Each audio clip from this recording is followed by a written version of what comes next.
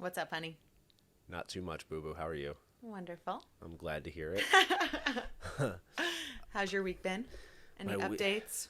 My week has been, it was a busy week. Actually, it was supposed to be a really busy week. Mm-hmm. But thanks to my new personal assistant, I was able to save an immense amount of time, far more time than I was anticipating, which meant that I had a little bit more free time. There was one day this week where I was rushing from thing to thing. I was training 2 clients this week, and I, in the middle of my day, had a chance to sit down on the couch and actually like eat lunch and spend 2 minutes like watching a podcast, eating my protein bars, drinking some coffee, and then after about 2 minutes, I got right back to work. But that's not a typical thing where I'm able to like sit down and enjoy my lunch. I'm usually like eating lunch while I'm moving from thing to thing or while I'm working. But I actually like got to sit and chill and be like, oh, this is nice.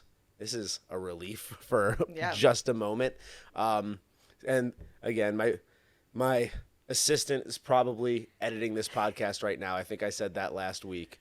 If things continue to go, I wouldn't say smoothly, because I wouldn't say they've gone smoothly. And I'm going to make sure that I'm able to tell, I'm going to tell him that I'm going to tell the story of how the last several weeks have gone before I actually go and tell the story on the podcast. But it's been challenging. Yeah, but he's like taking the feedback and working through it, I think, from what you're telling me. He's taking the feedback. I wouldn't say that he's thriving in the position at this point. I'm not being mean. I love the kid. There's a reason why we're continuing to work together. You know who you are. You know I love you, bud. But I would say that the last couple of weeks have been a little bit interesting in the way that we've interacted up to this point, and I can't wait to actually get on here and tell the story. It's been fun. It has been a lot of fun, and I have to say again, with all due respect and all due gratitude and appreciation, this week I saved hours of time. Absolutely. Thanks to him. And I know that as he continues to learn the different components of what I'm asking him to do, it'll go smoother, it'll go more efficiently, it'll require less phone calls and text messages and hand-holding throughout the process. But you got it. You got this, dude. I'm not even gonna say your name. I'm not even gonna say your name because I'll wait until I confirm with you that it's cool that I tell the story. But it's been great. So that's one thing that's been fun over the last week. You went into the week though, on Sunday night, you were acting like a whiny little, you know what? I was being a little bit of a bee. Oh, a little bit. I was. You were like, this week, and you're throwing your to-do list. I'm not throwing it, but almost. I wasn't throwing it. You were just throwing your pen down on your to-do list. I was a little bit more aggressive than I would normally be you when were. I was setting up my PEDs for the week. My plan, execute, dominate. I was. And but I kept saying but I'm going to do it. Yep. I'm going to buckle down. I'm going to plow through. And again, because I had set everything up effectively, the week actually turned out to be a lot easier than I thought it was going to be. Am I on the wrong mic? Testing. So. Oh, No? okay, my bad. You can edit that out. So that, I think honestly that was awesome. And what else? What happened this week? You had your kettlebell course or workshop. I don't know what's going on right now. I had my kettlebell flow workshop at On It yesterday with Jared Cardona, the crazy trainer, where I learned how to do all these kettlebell flows and flip 35-pound kettlebells, which today my forearms hurt like hell. I was having massage them. I was having you massage my forearms and my wrists earlier, not only because you're holding onto these kettlebells, it was a 4-hour class, but you're flipping them, you're catching them in midair, which is a lot of stress on your forearm, and then you're also racking them, and they're banging into your wrists. My wrists are all swollen and sore today, but that was tons of fun. I really learned a lot, and I can't wait till I continue to do better there. See it. Yeah, I gotta show you. Improve on it. Yeah. And teach me some things. You're gonna get so horny for me when you see me flipping kettlebells. You will.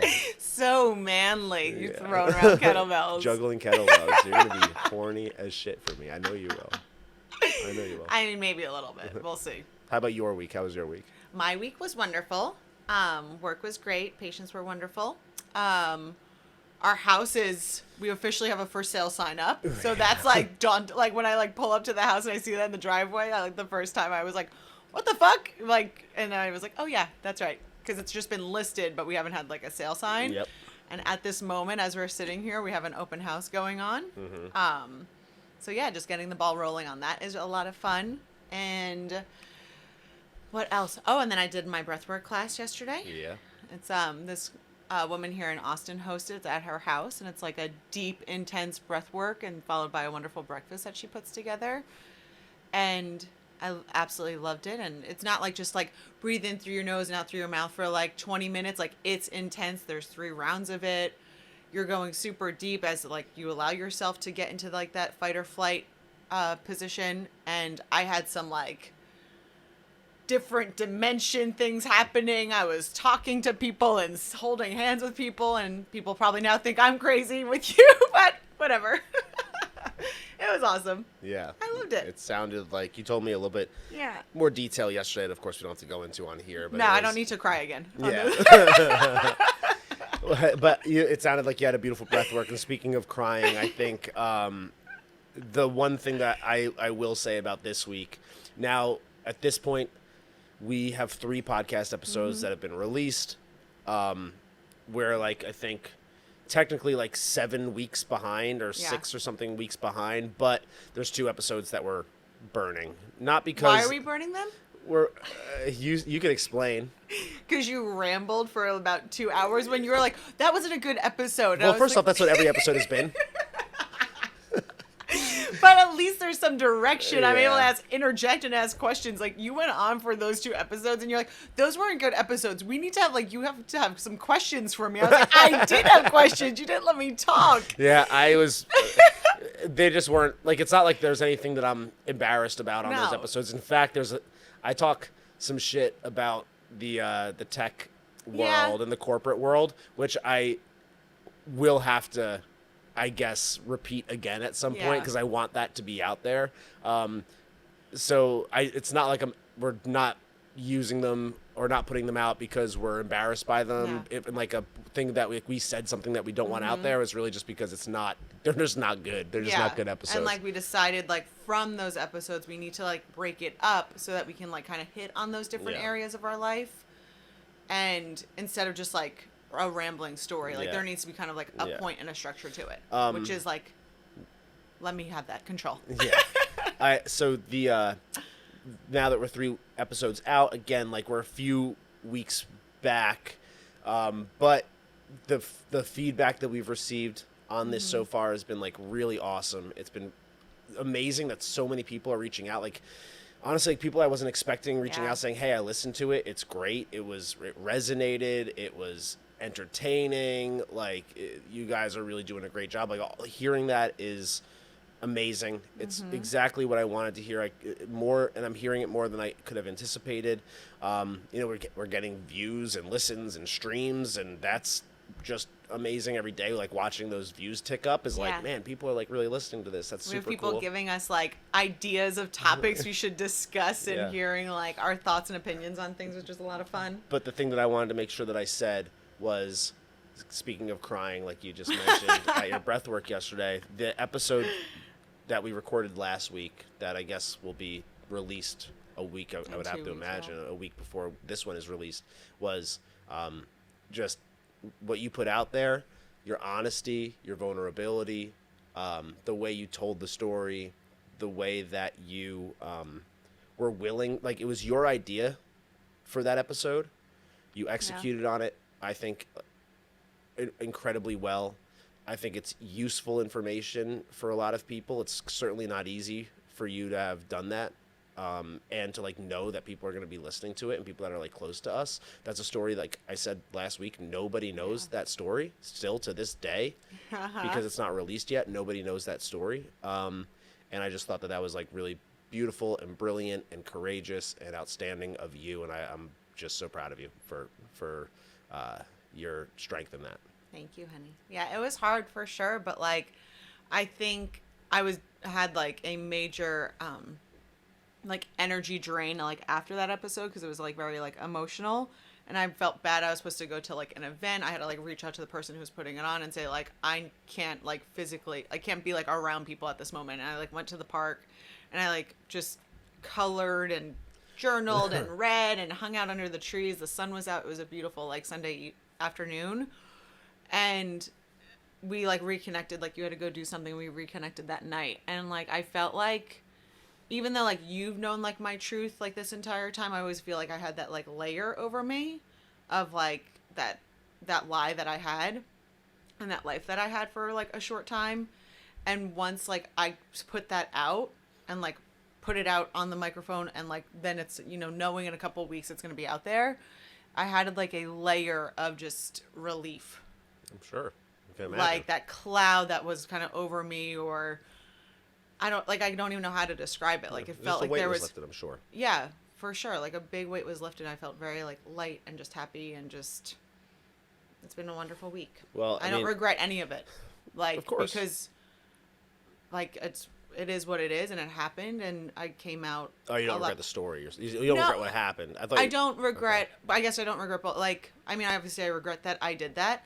But like, I don't regret telling the story. Okay, that's what I thought. Yeah, like I think it's gonna be again helpful. I think it would give people insight and not just think like, oh, like this is how it's always been. Like no, like that would be a complete lie. Yeah. And so I'm happy that I put it out there and I did it. Well, the whole week I've just been so proud of you. I've been telling you all week how proud of you I was. So, if you haven't listened to that episode, that's a doozy. We have to cut out some ugly cries. I don't want. I think maybe we keep it. We'll see. We'll see. I mean, I don't know if I'm gonna be able to watch that episode this week because we go through each week and like rewatch the episodes and like pick out clips we want to put for reels for Instagram. I don't know if I'm gonna be able to watch that episode. We'll see. And also, there's no such thing as ugly cries. It's all beautiful cries. Okay. It's I don't know. cries. I don't know. We'll see. We'll have to watch it. We haven't watched it yet. We'll have to watch it. We'll know for sure. Okay. What do we got today? Okay. So today, I think we should talk about the years that you went to law school. I think it's a very interesting topic, an interesting decision that you made. Word. And that's kind of one of the topics or one of the things we talked about on those episodes that we're cutting out. So again, I think we need to like focus on it. Because again, it's the 3 years that you decided to go there, what I was doing, why you made that decision, and sure how you came to like not being a lawyer. Yeah.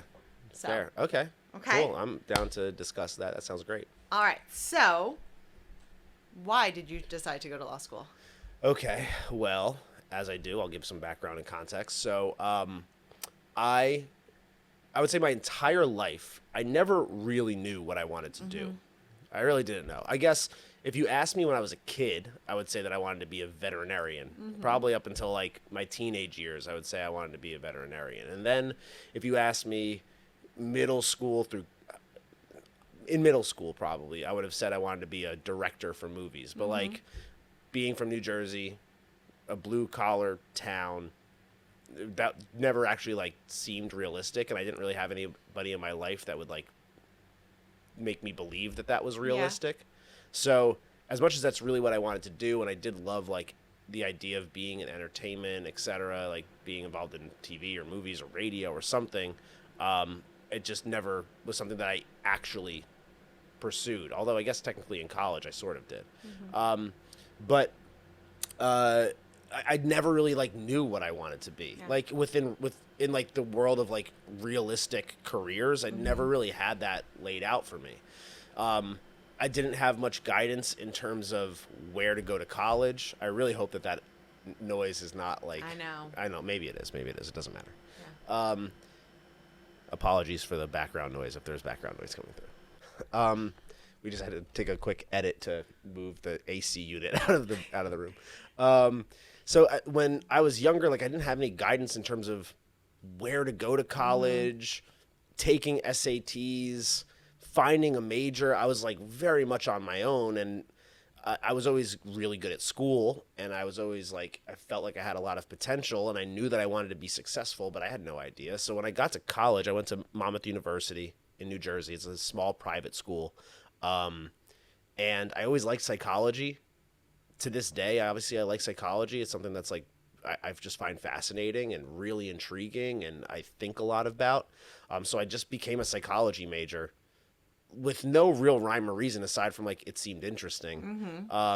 And people said that it was a major for girls, so I always felt like that was interesting too. That I picked a major for girls, but I also did like a minor in communications because I liked TV and Yeah. like I said, media. So I kind of like did both of those things, but didn't really know like what kind of like career path was ahead for me. And I even in college, like I had a full ride to Monmouth. I had a 3.95 GPA coming out of it. I graduated summa cum laude, but still didn't even know like coming out of school what I wanted to do. I did an internship at NBC Universal at 30 Rock in New York City, which led to some career opportunities. But even having like gotten the internship at NBC, again, like at that time, I was a fear-based kid. Yeah. Like I didn't know what was going on. I also like didn't really have role models. Like my role models growing up were like rappers. Like that's not a joke. Like I didn't have anybody like in my life that I really looked up to, I don't think, like in a major way. I worked at a furniture delivery store in college, or a furniture store in college, where I delivered furniture, and I would see all these like really big rich homes Yeah. and all these like it was like a high-end furniture store, and I again like was not from a town that had homes like that really. So I would go to like all these big fancy houses and I'd be like, man, this is awesome. Like this is what I want. I don't know how to make that happen or how to get there, but like this is what I'm interested in. But even like having the internship at NBC, like working where they shoot Saturday Night Live and the Today Show, and at the time like Conan O'Brien and Jimmy Fallon and all that, like I still was kind of like, oh well, that's not a realistic dream or like a realistic career. Yeah, because you didn't know anyone in that world and just Yeah. didn't want to like you didn't know like the path. Yeah, I and didn't you were know that. you were probably too fearful to like forge that own path Exactly. or your own path for that. Yeah, definitely. To the point where I was doing everything, I would say like by the book in terms of what you're taught to do. Like you go to college, you do well, you choose the major of the thing that you're interested in. Yeah. You do well and get good grades. And like again, like I was outstanding at college. I crushed everything that came my way as far as like the curriculum was concerned. And then you get an internship and then you get a career. So I was like doing the things that like I thought like I was supposed to do. I didn't realize how important networking was at the for time. sure. I didn't like realize that your life is kind of like so much about who you know rather than like what you know. I was like doing again, like the paint by numbers. Yeah. This is what a good boy does kind of thing. Using like the very, again, little guidance and little skills that I had. So, coming out of my undergrad, I still didn't really know what was for me in terms of a career. And it was also during the recession. So I graduated in 2009 up in the Northeast, especially New Jersey, New York. There were not many career opportunities. I worked a variety of different jobs. I think I counted at one point like 13 different jobs during my year after I graduated from my undergrad. Again, thinking that like I worked throughout college. I did internships throughout college. I did really well at. I won an award. Like I was like one of the top interns at NBC during my time there. I had the GPA. I did the extracurricular stuff, and I'm like, okay, like where's my job? Yeah. As probably a lot of people do. And not only was there no jobs, but it was like also the recession, so even worse. And none of the jobs that I did during that year that were like all, obviously entry level or like even like didn't require a degree. All those jobs, like none of them seemed like anything that I wanted to do long term. The one that kind of stuck out to me was I worked on Governor Chris Christie's first gubernatorial campaign in New Jersey during that time because he was running for the governor of New Jersey at that point. And I felt like that was kind of fun. It was exciting. It was like like what I was working on was like in the news and people were talking about it. So that kind of like resonated with me in a pretty significant way. Not to mention a lot of the people that I was meeting during that time were all attorneys, right? For sure. Tons of them were attorneys. And it also seemed like not only in order to be involved in that world did you have to be an attorney, but in general, we're a few months. What's funny to think about is that I made the decision to go to law school maybe like 5 months after graduating from college. So like I graduated, because I graduated in May. So June, July, August, September, like October is when I pretty much decided that I was going to go to law school. So like 5 months. Because then we didn't move up to Pennsylvania then until that summer, though. Yeah. Okay. Exactly. Okay. So I was just kind of like after 5 months. I didn't see, which is silly because again, like 5 months, patience. I didn't have patience. Grasshopper. I know.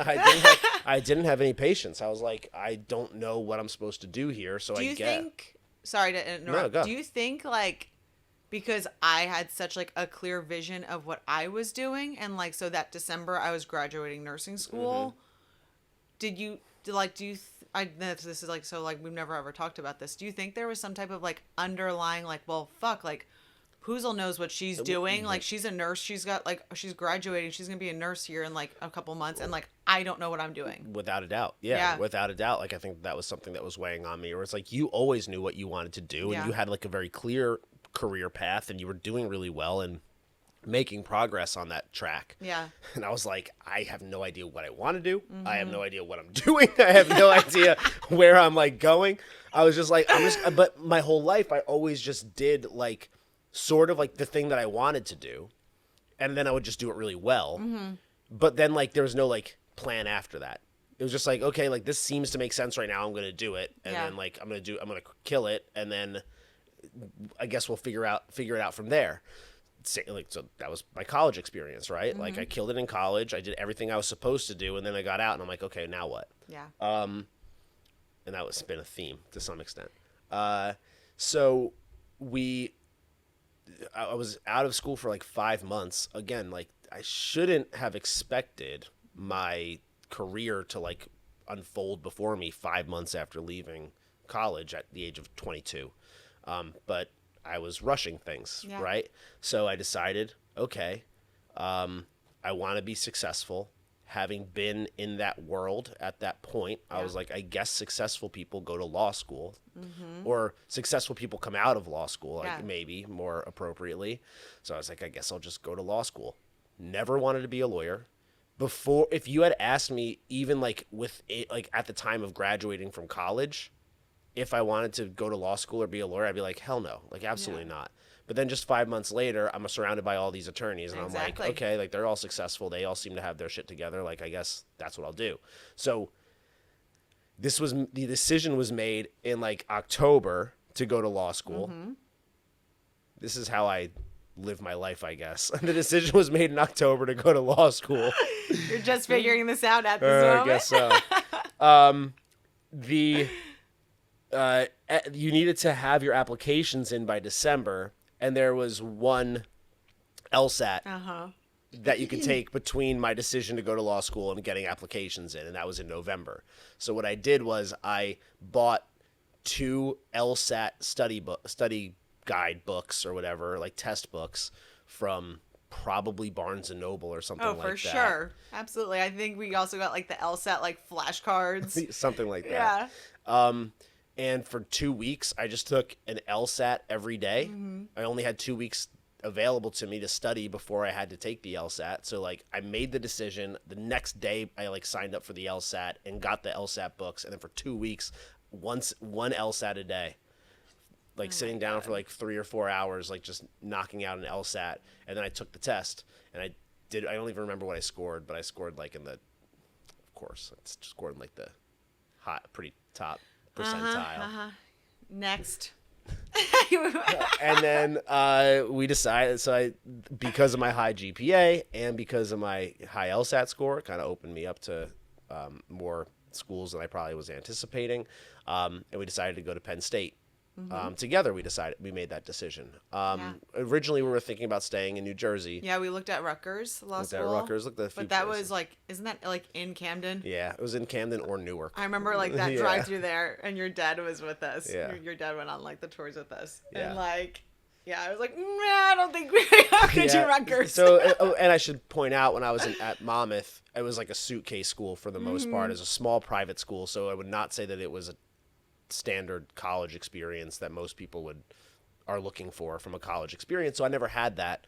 And neither did I. And neither did you. Yeah, like I was at a commuter school too for my nursing degree. So, yeah, when Penn State came up, it was like for sure. Like I knew like my high school friends that went to Penn State, so I saw all their shit like on social media. Yeah. So I was like, hell yeah, like let's go out there and like live in dead center Pennsylvania and have the college experience. So once we decided that we were going to go to, or I guess we went and visited Penn State, and once we saw that, especially especially when we're comparing it to Newark and Camden, it was pretty apparent that that was the place that we should go. But it was new for us because it was our first time really moving away from home, like in a way where it's like, we're hours from home. I mean, it's 4 hours from home. It's I know. to Dallas. Yeah, I know. But still, like, that was further than what we were used to at the time. And, like, for a lot of, even for our family, they were like, oh, you're moving that far away? Yeah. Like, that's going to be weird.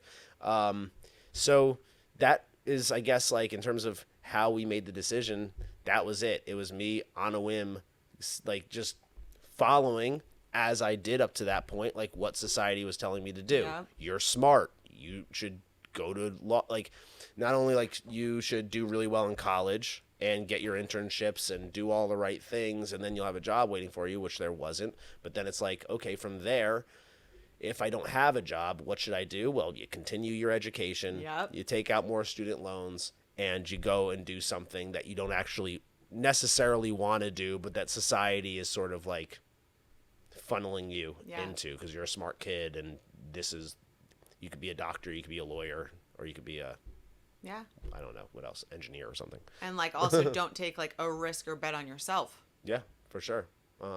Because like that's scary, and like that's concerned. Like the funny thing is, like, at the time, the way I looked at law school was like it was a risk, which like it wasn't. Yeah. Like, of course, like getting more. Well, I wouldn't say it was the right decision necessarily, but it wasn't. I was looking at that like this was like a big, like, risky move to like go to law school. I don't know why I saw it as such, but I thought I was making like some big, like, crazy decision to do that. Probably just because I didn't have an interest in it. Yeah, probably like not interested. So it is kind of a crazy decision. Yeah, like what am I gonna do? Like, okay, now I have like this degree. Like, what am I gonna do with this? And like, is this something I want to do? Yeah. So yeah, you didn't go in with it like with the right intention because like I mean, of course you were in school with people that like wanted to be lawyers and teach their own. They definitely did. But so like tell like your initial thoughts, I guess, like your orientation of law school and like what in general, like what your first thoughts were. So you get to law school and you expect everybody to be like really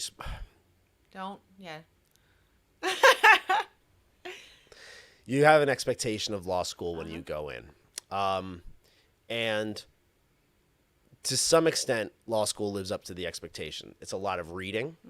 It is incredibly dense. I will say this, in high school, in college, undergrad at least, I never really had to study. I was good at getting assignments done and like doing projects and essays and that kind of thing. But when it came to like taking tests, like I've just always been good at tests.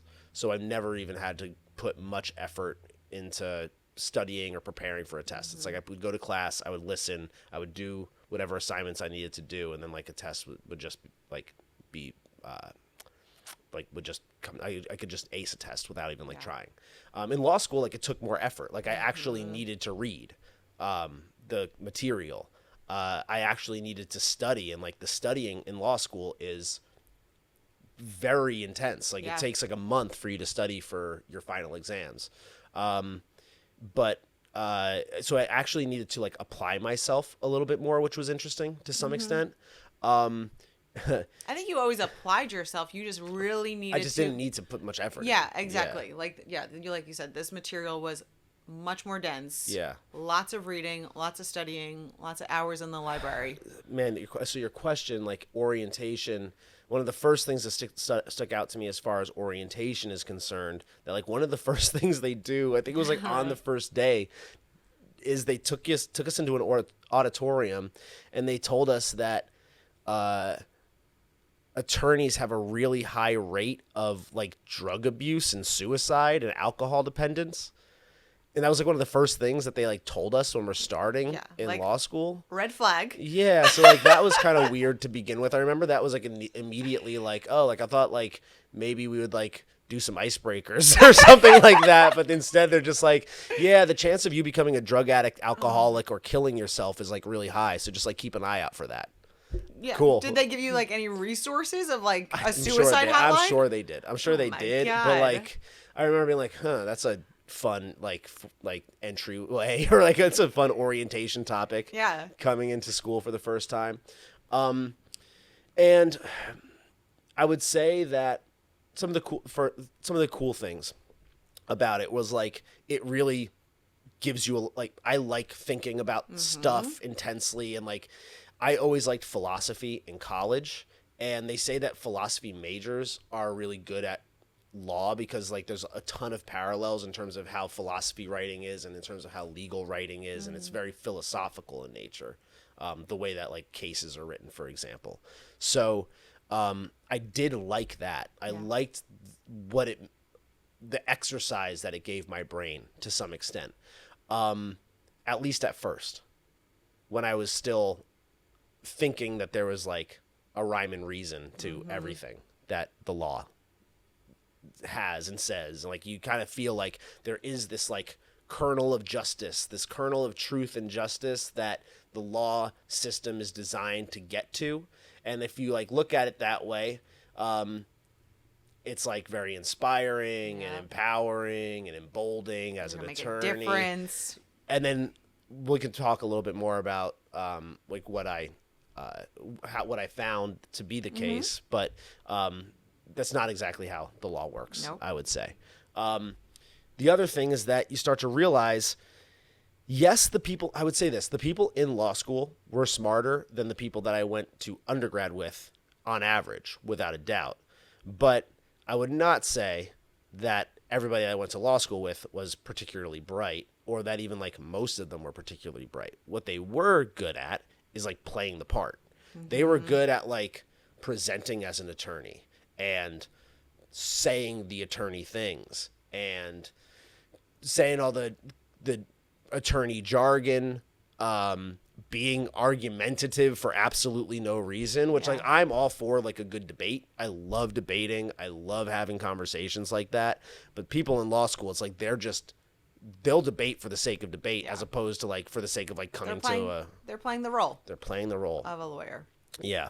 So they're practicing it during school. Yeah, and I felt, for me, again, another ongoing theme is that I've never felt like any one group like I belong to, like any group that I've been a part of throughout my life. I never was like, oh yeah, I want to be like that. I want to be like them. I want to like conform to this group. I've never felt that way. And in law school, I really, that was like one of the first times where I really felt like, man, like I'm a part of like this group of people right now. I'm like one of them, but like I really don't see myself wanting to be like these people. Yeah, like, you didn't identify with it. I didn't identify with them for sure. Yeah, and like it was fun being there. Like we had like great times. Like, I mean, got to live like a college experience. I was working full time as a nurse and had like a dope income at like 22. That like again gave us so much like possibility to like do things, and like had great vacations like during that, like went on like basically like your spring break we would go away, and it made just great friends, and like had the tailgates and like the Thursday, Friday, Saturday, Sunday partying.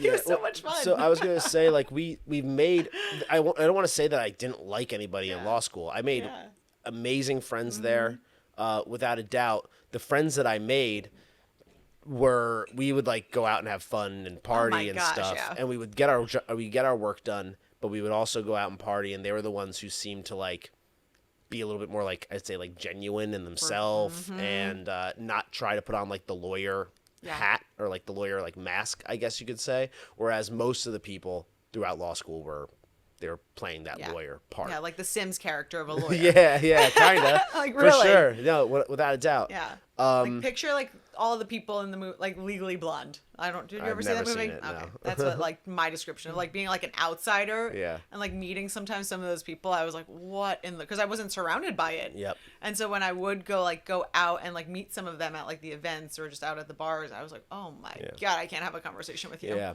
But like, and I want to obviously get into what I found later on. But before we do, I think like talking about the lifestyle out there and like how we lived out there would be like valuable. So I guess I'll say, like I've said this before, you supported me throughout law school for 3 years. So like, again, running theme where we kind of like trade off who's been, I guess you could say, like the breadwinner or the one who's like really bringing home the bacon. Yeah. Where in law school, for me to go and do that again on a whim because I just wanted to be successful, you had to go out there and you had to find a job and pay for most of our life for 3 years.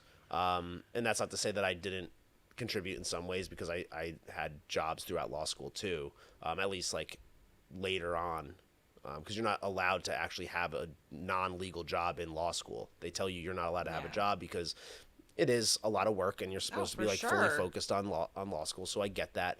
But not until I had a legal internship my second summer was I actually like making money. But so mostly it was you. So I want to hear your story in terms of your career there, starting your career, and how that went for you. Yeah. So I came out of nursing school at 21.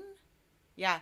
And got my nursing license at 22 and was able to, we moved to Dead Center, Pennsylvania, and there was one hospital there that at the time, because of the recession, the hospital was only hiring LVNs, which is just a step lower than a nurse, and obviously the cost of them is less. And so I was like, okay, well, I guess I can't go work in a hospital, because again, as a nurse coming out of nursing school, like your expectation is you go work in the hospital.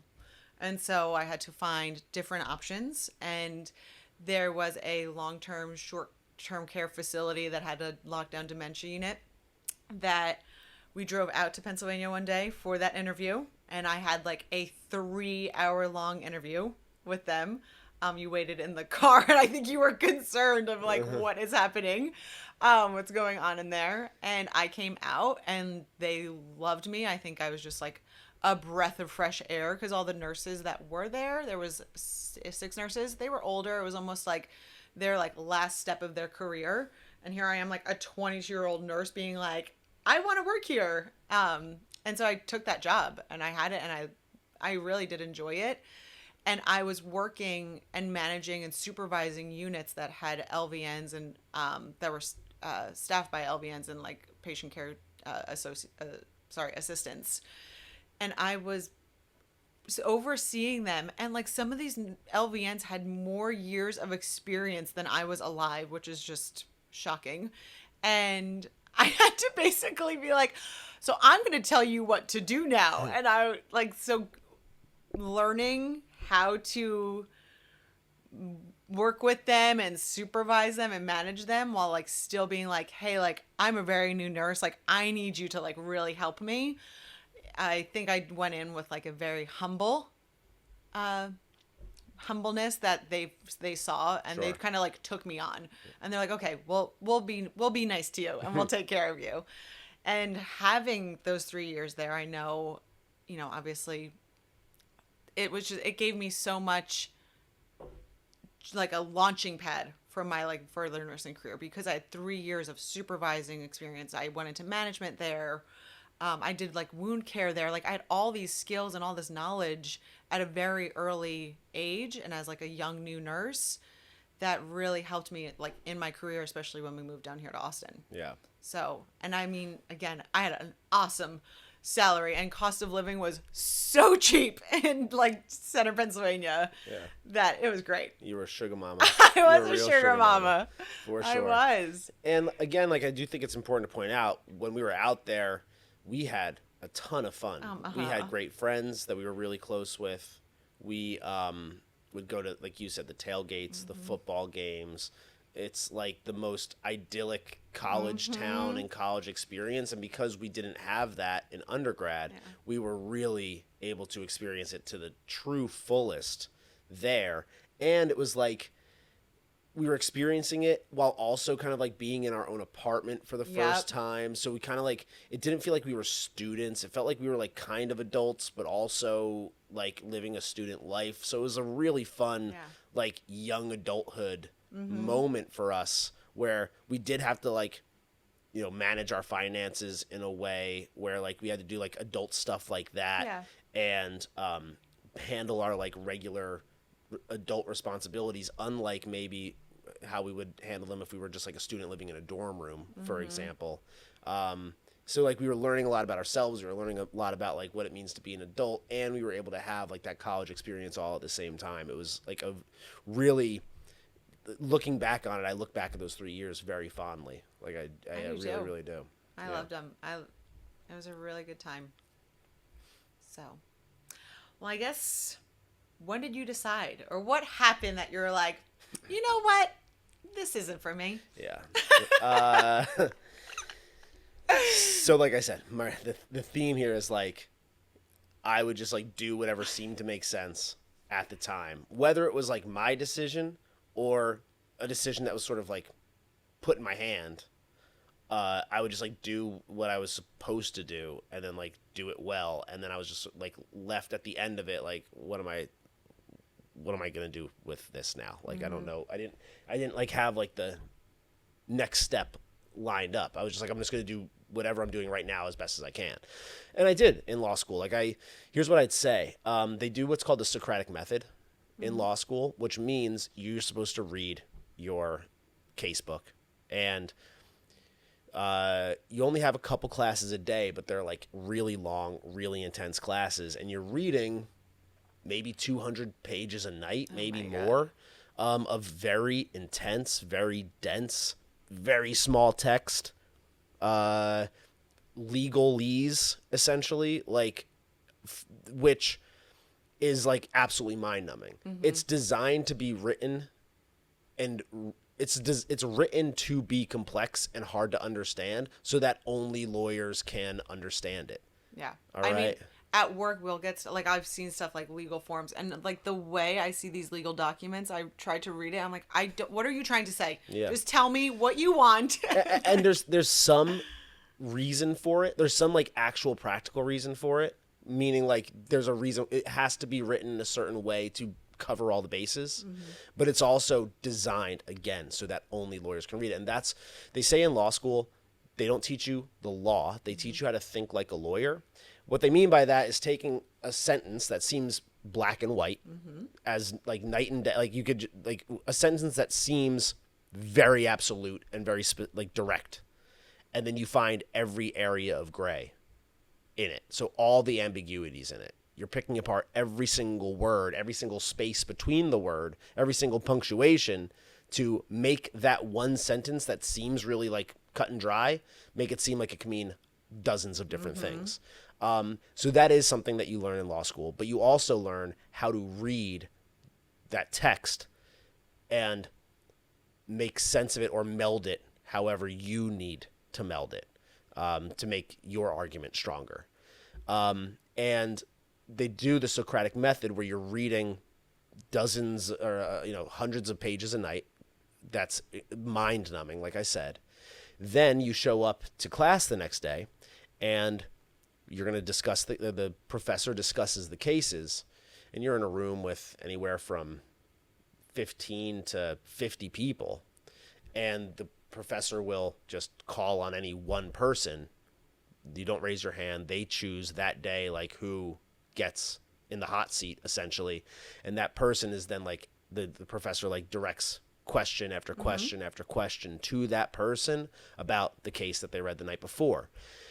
And of course, because everybody in law school needs to act like they're smarter than the next person, everybody like shows up, even though the cases don't make sense. Like, let's be real, like the cases don't make sense. You could find something to say about each and every case, and you know like what the outcome was essentially. But at the end of the day, like the rationale to get there is whatever the judge wanted it to be to get to the outcome that he was seeking. That's what you sort of learn over time is like the law, there is no kernel of truth that everybody's trying to get to. It's really just like whatever made more policy sense, more political sense. Who can make the best argument? To some extent, who can make the best argument, but like I guess it should be that to some degree. You realize it's just all this nonsense and like logical jujitsu to get to whatever they wanted the outcome to be anyway. It's unfortunate, but that's the case. But you can't say that in law school because we have to pretend that this is all real, right? You have to pretend like there's actually like reason behind this, and logic, and that there is that kernel of justice that we're trying to, get to and dig deep into. So people would show up and they would all like, the professor would call on them and they would try to like act like they actually understand what they're talking about when in reality like you don't, and everybody ends up kind of looking like a doofus like on the hot seat, but you're not allowed to just be like, I don't know. And I was always the kind of person where if I can't actually explain something, like I'm not going to pretend to, right? Like I'm not going to sit there and let this professor like ask me a bunch of questions and me try to like act like there's actually like I understand it when I don't. Like I don't understand it because there is no true like logical explanation. You can make up a logical explanation, but there isn't. So like I would get called on, and I at a certain point like I just stopped pretending that like I had any idea as far as like what the case was. I would just be like, I don't know. You're gonna tell me anyway, and this doesn't affect my grade at all. I might look stupid to everybody else in the room, but like this doesn't affect my grade. I don't know what this case is about, what they're saying, why they got to the conclusion that they did. So you can ask me questions for the next couple hours, but like we're not gonna get anywhere. You're gonna tell me what happened anyway, and then I'm gonna take the notes, and then I will study that, and then I'll ace the test. And that's kind of like after. You're like, I don't need to do this dance. Yeah, I don't like, need to do this. Like it's a charade. Like it's all a charade for me to act like I'm this lawyer person, and I get that that's what they're doing, and I get that they're doing that to like prep people for like if they're in like a court in front of people, like how would you like argue this out? And if you want to be a lawyer, then that's valuable and it's important. But again, like I went into law school not wanting to be a lawyer. I went into law school because I thought that's what successful people did. So when you ask me why, if I, when I decided I didn't want to be a lawyer, well, I already decided that I didn't want to be a lawyer. So there was never like one big, like grandiose decision that I made. It was just sort of like there the whole time. And I was just sort of going through it. And the reality is like, I did do well in law school. Like I didn't do well in those hot seats because there was no reason to, and I didn't want to play that game. And I probably looked like a total dumbass in front of like my other classmates. I don't care. But the reality is like I studied for those exams because I'm good at taking exams. I did well on the exams. I think I had like a 3.6 GPA that I graduated college, law school with. But like it just the silliness of it all, the phoniness of it all, the show of it all, like honestly, like the pomp and circumstance of like the whole thing just seemed like kind of goofy to me. I still did, I did the law review, which I'm proud of. Explain what the law. I don't know if people. Law review is like extracurricular activity that in law school you have to kind of be you have to be. It's like an extracurricular activity that not everybody gets to do. You have to like qualify for it essentially. And I did that, which was cool. It was the Law School International Journal of International Law or something like that. And where was I? Then my first year, because I had that experience with Chris Christie before law school, my first summer I interned at because he won the seat of governor, so I got to work with Chris Christie in his governor's office, which was actually not that bad. Like, it was actually kind of fun. Although I didn't see it as like a long-term Yeah. solution. So that was like, that's what happened my first year. My second year, I worked at a law firm in New York where I actually was like making money. And it was good money at that Yeah. age too, which was cool. But the reality is, not only did I not want to be a lawyer, but it seemed to me like not only were the people in my class kind of like being phonies in terms of like their the way that they approached life in general or their career or whatever, but then I would see in my internships that nobody seemed to be happy in that role. I can't say that. There's one woman that I worked with, who I worked with really closely, who did actually, she was young and she was pretty new to law and she was good at it. And she actually had like a real passion for it. And I could She had see the sparkle in her eye. Yeah, she did. Yeah. She did. She had like a real passion for it. And that was like kind of nice to see. But like, I knew that that wasn't me. I knew I didn't have that passion for it. Everybody else, with her being the only exception, they all seemed like beat down, defeated people who were very, very unhappy, to the point where like it's not like they just seemed that way. They would tell me. Yeah. Ultimately. Well, you had that guy who compared his job to another job. Yeah. So and you start to, I guess it's important to point out, like, then you start to realize, oh, that's why they told us that lawyers commit suicide or alcoholics or drug addicts, because nobody here is fulfilled. And you're basically, I think at a certain point, everybody realizes this whole thing is a charade. That stuff that I was doing in law school during those Socratic method classes was a charade, and that just carried over to what I'm doing today. And they didn't realize that it's all just a big game, right? And I think that's what's kind of unfulfilling. And this one gentleman, again, so to say that this was the thing that made me make a decision is not true, because that decision had already been made, sort of.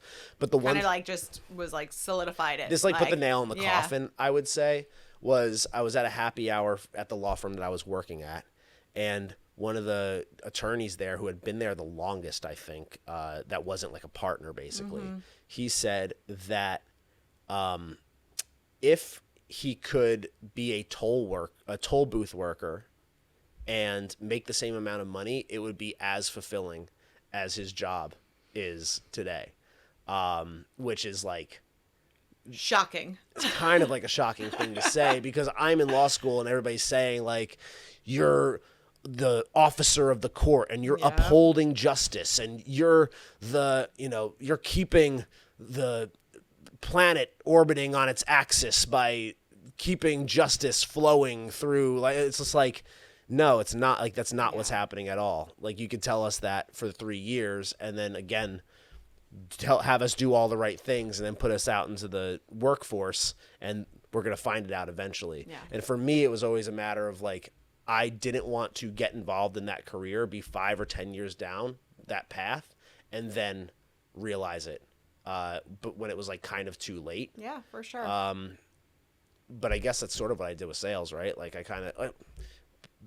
but sales, I think I probably learned skills. For sure. And that like, I think I learned the lawyer skills in law school, and I think the sales skills were like critical to like what I'm doing today. So I would say that I don't look at law school as a waste of time, and I certainly don't look at my ask, like, do you like regret anything from like the law school decision? I really don't, honestly. I think I learned like so much about the way the world works. Yeah.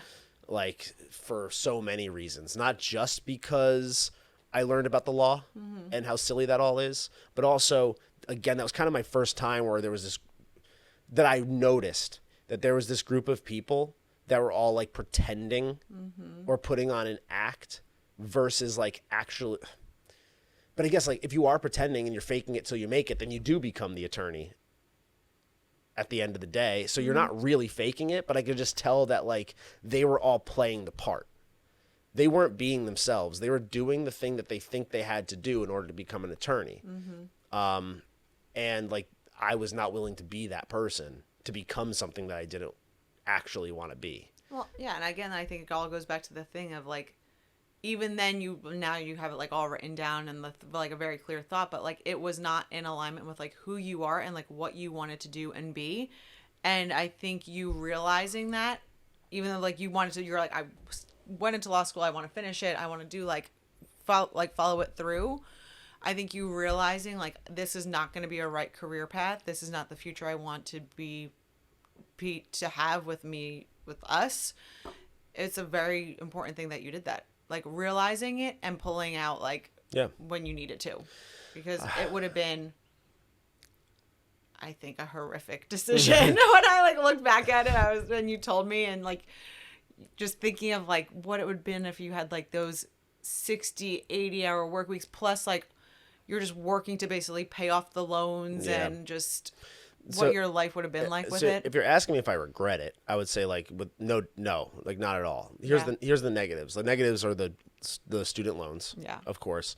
Luckily, because I had a full ride to my undergrad, I didn't have student loans to pay off there, but law school student loans are significant. Yeah. I would say, honestly, like that's probably the only negative because I don't know what I would have done alternatively. Yeah. During those 3 years, like I would have stayed in New Jersey. There would have been no reason for us to have left New Jersey. At least like not that I could have foreseen. I probably would have gotten involved in some business that would have become like pretty easy and comfortable, and then like I would still be scrambling to find what I wanted to do, but I just don't think that there was any alternative that would have opened up my eyes to the rest of the world and to like what other opportunities are out there, because that's also like law school is when we started to like travel a lot more. Yeah, we took some trips down to like Mexico, which like I know that's not like a big worldwide excursion, like, but it was our first time like getting away and traveling outside of the country and like seeing other cultures and stuff, and that was significant for us. I don't know if we would have done that if we stayed in New Jersey, honestly. for sure. We probably just like We obviously made some great friends that we're still friends with to this day. We had that college experience. I did learn how to think like a lawyer. I love words. And that's one of the reasons why law school was like fun for me in terms of like the brain activity. I love words, and the idea of being able to take a word and find like every single way that it could be used. Find the gray. Yeah, find the gray area and like what seems like a black and white term or black and white. I love that kind of stuff. That's like fun puzzles to me. So like that has absolutely helped me in my sales career without a doubt. And just like in general, I said that like rappers are my idols, and like the reason I like rap music is because I love lyrics and I love like the wordplay and like the puns and stuff that they use, and like making a word mean like 3 different things with like triple entendres. So like it all is kind of like related to one another. So there's like so much good that I took away from that. Both in terms of like, again, lessons learned, experiences, and like how it opened my mind to new things. So like there's really nothing that I would say I regret about that. But did you have any concern about like telling anyone that like you weren't going to be a lawyer? Again, it was like at no point was it like I was coming out of the closet as like not wanting to be a lawyer, because like there was just never a point where I was like, yeah, I absolutely want to be a lawyer. I remember my dad was not thrilled with the idea of like me not. He loved to be able to tell people that I was in law school and that I was going to be a lawyer. I never said to him like, "Hey, Dad, I'm going to be a lawyer," but he like obviously makes sense. Like, there's no reason why he shouldn't have felt this. I was going to law school. I was going to come out as a lawyer. Like, he had a lot of like. But he was very proud to say, like, my son's going to law school and he's going to be a lawyer. Yeah, for sure. So when I, like, officially was like, no, that's not what's going to happen, I know that he was not thrilled about it, to the point where even at my graduation, he got me a briefcase and he's like, you're going to hold all your briefs in there. And I was like, or not. I don't know. Probably. Maybe not. I don't think so. So, like, but I never, like, regret. Here's what I will say, which I guess is a conversation for another episode, but it wasn't not being a lawyer that was a hard, like, pill to swallow or anything. It was going from law school to, like, the job that I ended up taking. Oh, yeah. Which was, like, had a $20,000 base salary, Yeah. which again is another conversation. My first sales job, which again, like I am so happy I took that job. I have no regrets whatsoever about that role for so many reasons. But like going from graduating law school with all that debt to taking a $20,000 base salary job, that was a hard pill to swallow. For sure. I swallowed it. I swallowed it. Killed it. And I did kill it. So I'm trying to think if there's any other like interesting like tidbits about law school that's worth I'm trying to think into. if there's. I guess like the main takeaway was like I always just did what it seemed like the right thing to do, and when I was younger, it was a lot more fear-based. So like didn't know what I wanted. I didn't listen to my gut. If I wanted to be a director, I probably should have just been a director. If I wanted to make media content of some sort, I probably should have just done that. It's kind of funny because like going all the way back to being 21, I always like had this weird little like back of my mind fantasy of owning a gym, but I was always like, but I'm never going to own a gym, right? Like that was like something that was there, but I never like, I was like, that seems like a silly thing. Like that seems unlikely. Why is that unlikely, especially at 21? Like I could have done anything I wanted to at that point, but I just had that like fear in me. Yeah, and you just didn't have again anyone around you to like build me help, up. Yeah, build you up with that, or be like, yeah, you should do it, you should try it, you should take that risk. Yeah, no, for sure. But I think you also, this is something interesting to talk about. I think you always had obviously you're very creative, and during law school, you and your buddy were like, you both loved working out and fitness, and you developed essentially like a workout app. Yeah, is like before workout apps was a thing. Oh my God, I can't believe this. I know. This was before there was like, this was when apps were like just coming out as like a thing. Yep. CrossFit was just getting popular. P90X was popular at the time. Like, so if you wanted to work out at home, you had to pop in like a P90X or like, what are the other ones called? Like Beachbody. I think Beachbody is the main company. Yeah, but you had to like pop in one of those like DVDs to work out at home. And like the iPhone was like just getting popular. It's like 2011. So my buddy and I were like, what if there was an app where you sign up on a subscription basis? It was called HitFit. And you sign up on a subscription basis and you get a 30-minute HIIT workout delivered to you every day. And like, it just tells you what to do, and you can do it. Like you you don't even need weights or any equipment. You just need like 5 feet of space around you. And it just like takes you through like a 30-minute like HIIT workout. Wouldn't that be cool? And like, we actually like went through the process of trying to figure that out, but like we had no money at the time. So we didn't even know what we were doing, but like we made some pretty serious gains with that. And like, that would have been the first of its kind at that point. It would have been. But again, like, because you didn't have the time to like really dig into that, or like even the whereabouts of the connections of who to like, or the belief, like you're like, okay, well, that's was a fun little like project to work on. Yeah. And like, take the risk, people. I know. Just like take the like. Let's do it. So, but you're right. Like the problem was I was afraid. I felt, at especially like coming where I came from and not really having direction or nobody there to guide me. I just did the safe, fear-based, paint by numbers thing throughout college. Then law school was like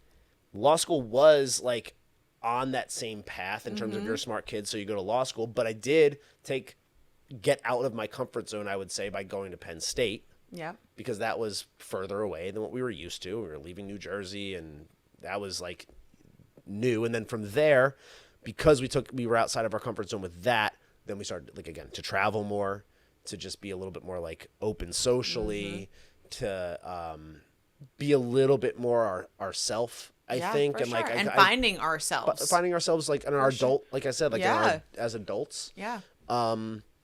So like, it certainly like expanded our mind, and then I think like we would have never made the leap that we did to come down to Austin if we didn't make that leap to go to law school. So yeah, no regrets whatsoever. So I guess to like wrap up the law school component, I did graduate. I didn't want to drop out. That was apparently like abundantly Yeah. clear to me. Like I never wanted to like not finish something, and I wanted to say I did it. Yeah. Same thing with passing the bar. I didn't want to be a lawyer. There was no reason for me to take the bar exam, but I didn't want to go to law school and not say that I didn't pass the bar. So I studied for the New Jersey bar exam, which I passed. I never was sworn in as an attorney, so that's just something that I think is worth noting. So like I had all the credentials, but you actually have to like get sworn in. And then you have to do continuous education, and Write the check. I think you have to write the check Yeah, to say that you're an attorney to the state. So I never actually officially got sworn in, so I never actually practiced law as an attorney. But I did work as an intern for Chris Christie and at a law firm, and I passed the bar. So, I mean, basically, I came as close as I could to actually like being a full-on attorney, but I just like never took the plunge because again, I knew it wasn't for me. Yeah. And you're 100% right. Like what would our life had become Oh my God. if we did? So to again finally wrap the story up, we moved down Maybe. we moved down to Austin, and I was looking for jobs down here while I was studying for the bar, trying to figure out like what the hell I'm going to do now that I'm down here. And I didn't take the bar in Texas, so there was no chance of me becoming a attorney in Texas. Although there were some jobs that I was looking at that like were legal-ish, like in nature, that because of my background made sense to Yeah. apply to. But while we were down here, I got an offer from a law firm in New Jersey, or not an offer, I guess like the opportunity to essentially like come in for an interview, and there was no reason why I wouldn't have gotten hired at that point, for a law firm in New Jersey that was handling Hurricane Sandy damage claims or something like that. Gee, I'm so happy I didn't take that. Oh my God, that would be miserable. Living in Point Pleasant, handling Hurricane Sandy damage insurance claims or something like that Oh my God. that was one. Yeah. I did get an offer, or again, like the opportunity to go work for that law firm in New York, which could have been fun. There's something to be said for that. That could have been like a little bit fun, although, it would have been soul sucking and draining and miserable after probably just a few months. And then the other thing that, could have been a pretty awesome opportunity is Chris Christie's office did reach out to me to come and work for them. So that would have been a very different life. Very different. Imagine if like I ended up working as like an attorney for Chris Christie, and like the political dinners and the power suits and the my God. And this your is blonde all- hair would never have been. Well, I didn't have the blonde I hair. know, I'm back saying it then. would never like been No, like a I thing. would never have had the blonde Yeah. hair. That's for sure. I probably would not have the muscles or Yeah. anything else that I have right now. I'd probably be walking around looking more like Chris Christie at this point if I did work for Chris Christie. But imagine if like this was post Hurricane Sandy, when he was like on the beach with Obama or on the boardwalk with Obama. So like he was kind of like a big deal. It was before the bridge situation. Yeah. So like there was like a lot of opportunity there at that point. Like I could have just been like, yeah, this guy might be the next president. Like there was a chance of that he was going to be like a president. And at like that think point. of all like the dirty, dark secrets and probably like bad things you would have had to do. I know. Oh man, I would have been like, I don't know. And you never know until you're in that situation. But like, if you were told like you had to do something like kind of dirty and like not right, I know. like especially who you are now and like who you've always been. Like you've always been like very like, you don't want to lie, you don't want to be dishonest or anything like that. So like, how would you have handled that situation? Dude, I don't know. Well, thank God we don't know. But like the reality is like, there's a reason why I didn't take it. Is because like it didn't align with me at the time. So, law school was a great experience for a lot of reasons. I learned so much. Don't think that just because somebody's a lawyer that they're smart. Yeah. Don't think that the law is actually out there to benefit you. And don't do what everybody tells you to do. And don't just look at, somebody and say, hey, they seem to have it figured out, so I'm just going to do exactly what they do. Yeah. You need to believe in yourself. You need to do your own thing. You got to, have a little bit more faith that if you are interested in something and you want to do something, do it. if you're being forced in a particular direction by your family or society or your friends and it doesn't feel right, you have to have the balls to like say, hey, this isn't for me. I don't want to go down this path, because the reality is that once you go down that path and you start making money and that's the only experience that you have and you get comfortable with it, it gets so much more challenging to actually find an off-ramp, pull out of it. And do something that you're actually genuinely interested. So I'd say follow your dreams and follow your gut from the beginning. Don't do what is the easy way out. And if you have an idea and something that you're really like passionate about, or something you're like, will this work? Will it not? Like, try, put some effort, put some love into it, and don't just like put it off to the side. Yeah. Think about it. We'd be billionaires if you fucking developed that app. We probably would be. Honestly, there was nothing like it. So like, let's think of it this way. Like, I guess to wrap this up, I said when I was younger, I was interested in media. I wanted to be a director. I said like TV, radio. Yeah. Right. At the time, there was no social media. So I wanted to be involved in like TV or radio to some extent. I also said that there was a part of me that wanted to have a gym, even though like that never really was something that I even pursued, because it just, for some reason, it just didn't seem realistic. Yeah. And I had a fitness app that I wanted to create. So you could see like media, like a podcast, which again, there wasn't podcasts at the time either, really, like in college, not really. And fitness were two things that at a young age, teens and early 20s, I was interested in. Yeah. Those were the things that were calling to me. I went and did the other stuff that was not calling to me. Even like working at NBC, I didn't pursue that because I didn't think that it was like realistic, because I was like a, lower middle class kid from New Jersey. So it didn't seem like it was something that was for me. And now here we are 20 years later, or a little less than 20 years later, 15, 16 years later. And what am I doing? I'm creating content. I'm creating media. I'm, editing podcasts and directing things. And I'm a personal trainer in the process of getting a gym open, and also doing it in a way where I can like one-to-many and get my workout programs to as many people as possible, just like an app might. So you just had to take a different path to get here. Like around, and like you're back to where we started. Yeah. But like, imagine if I put all that energy and effort into those things that back time then, and where I would money be and today. like all of that. Yeah. Believe in yourself. Believe in yourself. Believe in yourself. Cool. Well, hopefully that was good. Hopefully it was better than the last time. I think so, honey. All right, cool. Anything else to say? Nope. All right. I think that's a wrap. Cool.